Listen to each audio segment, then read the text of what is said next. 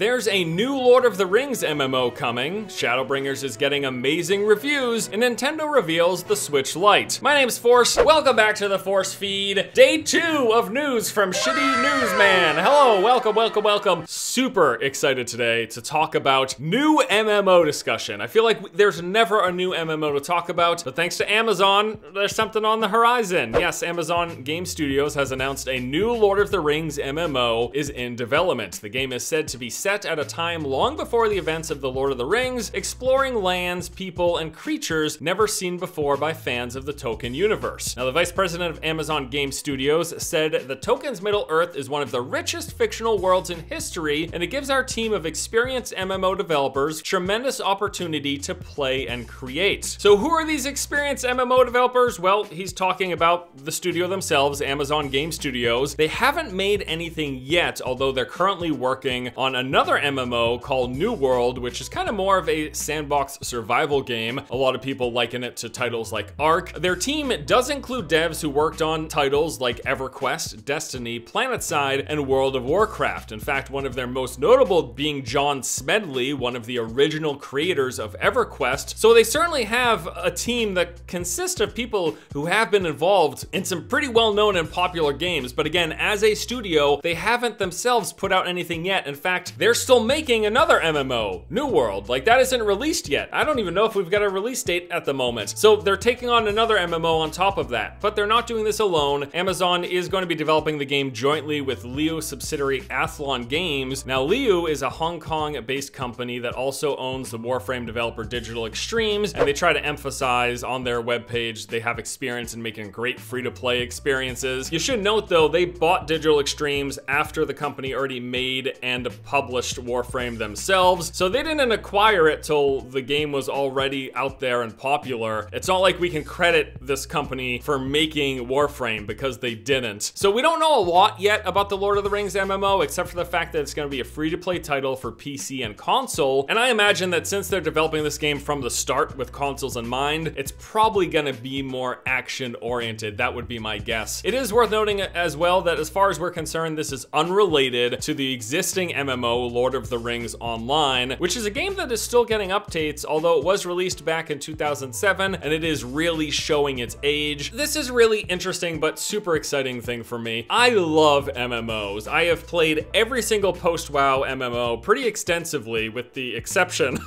of Final Fantasy XIV, which we'll talk about later. I love diving into MMOs, and new MMO experiences are one of my favorite types of gaming. Jumping in there with a brand new world and a fresh server with hundreds and thousands of other players, everyone experiencing everything together for the first time. I love that. I love that type of gameplay, and you don't see it a lot anymore. Like, when it comes to new MMOs, the market is pretty dead at the moment. Yeah, there's a bunch of crowdfunded MMOs on the horizon, some of them looking better than others, but there's very few big budget AAA MMOs in the works. In fact, in 2019, one of the most exciting big budget MMOs is WoW Classic, basically a remastered version of a game that came out 15 years ago. Besides that, we have a Magic the Gathering MMO that's being made that we know nothing about. I guess there's Lost Ark, but we don't even know if that's coming here to the West. We've got Amazon's New World, but it turns out that's not as much of a traditional MMO as it is more of a sandbox survival game. EverQuest Next got canceled. There's really not a lot to look at when you've got the traditional MMO framework. Most of what we're seeing nowadays, and the most of the successful games, are MMO lights. The titles like Destiny and Division and Warframe, they're more like multiplayer lobby games. They kind of lack the massive multiplayer online RPG in terms of player count and world size. I want to see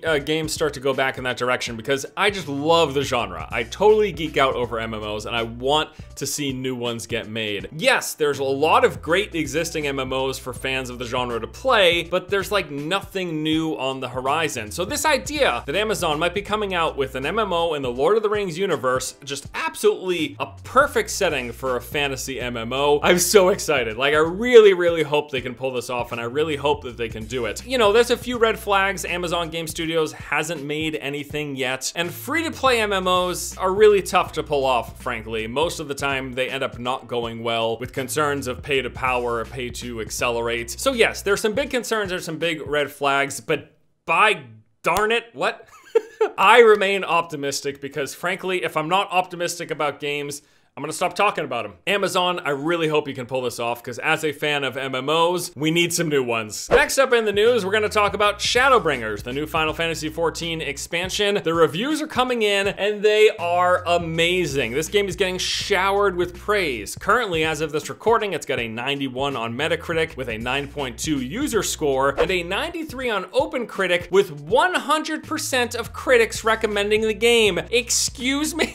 Does that ever happen? Like, that is bonkers. I want to read off some of the review quotes here for you guys, just to give you an idea of what people are saying about this. Shadowbringers is more than just a masterful arc in a beloved tale. It's one of the best Final Fantasy stories ever realized, showcasing an MMORPG at the apex of its craft. Shadowbringers solidifies Final Fantasy XIV as the best MMO on the market. Square Enix's third expansion for Final Fantasy XIV, Shadowbringers, raises the bar for MMORPGs into the night sky so high it's tough to see it anymore. What is going on? This is absolutely terrible, because now I like have to start playing Final Fantasy XIV. It's funny because as much as I love MMOs, this is the one that got away from me. It's the one that I managed to never get into, because besides this, I've played pretty much every single post-WoW MMO fairly excessively. I even spent quite a bit of time with pre-WoW MMOs like EverQuest and Asheron's Call. So the fact that this is the one MMO that's managed to elude me for this whole time, and now it's coming out with what might be one of like the best reviewed MMO expansions ever. What the hell? Now I gotta play this game? Like, I don't have 500 hours. I don't know. It's really great stuff. It's really fantastic news. I'm super happy for the Final Fantasy XIV team and all the player base. Like, I think this is absolutely amazing just how well this game is reviewing, and just a great reception for this expansion. Because MMO expansions tend to go fairly unnoticed, but this one is not going unnoticed. So kudos to those guys. And I guess now I gotta play this fucking game. Great. Last up in the news, I'd like to introduce you to the Nintendo Switch Lite, a new dedicated handheld version of the Switch. It's lighter, smaller, built-in controls, and portable only. Now, it's gonna have the same 720p resolution screen, but it will be slightly smaller than the standard Switch. It's also worth noting, it is a portable only device. This isn't one that you're gonna be docking and playing on your TV from everything we've seen so far. It's got a slightly better battery life, ranging from 3 to 7 hours, depending on the games that you play. It's gonna function with the normal Joy-Cons as well, but it is missing a few notable things. Again, it can't be docked and played on the screen. It's also got no kickstand, IR, or HD rumble. This will be available on September 20th, 2019 for $199 and comes in yellow, gray, and turquoise. I certainly think there's probably a market for this. It's just not me. In fact, I would have absolutely loved if we got the opposite. If they released a non-handheld, docked-only version of the Switch for $100 less, because yes, this is $100 less than the normal Switch. I would be all over that. First of all, I need to get a Switch, like I have to. I need to play Legend of Zelda. I need to get myself a Switch at some point. I was kind of hoping that this was gonna be it until I realized that this is a portable only handheld device. So not exactly for me, but again, there's certainly a market out there for it. And if you're one of those people, congratulations, this is pretty big news for you. And with that, we're wrapping up today's news. Thanks guys for coming to check out the Shitty Newsman video here. Look, I'm super excited for a couple things. Lord of the Rings MMO could be absolutely amazing. It could be. We have nothing to go off of. We know that it's being developed by Amazon Game Studios. We know that they've got some veteran developers. It's gonna be free to play. Like, there's so many question marks, and it does certainly have the potential to go in a terrible direction. I just hope that Amazon does this well, and they can make a free to play MMO experience in the Lord of the Rings franchise. Like, it could just be absolutely bonkers. As a fan of MMOs though, I guess there's still plenty for me to do. Final Fantasy XIV, I guess I'm gonna start playing you soon? I don't know what to do. I'm so nervous. Can I really devote myself to 500 hours of Final Fantasy dialogue? Oh, I don't know. I don't know.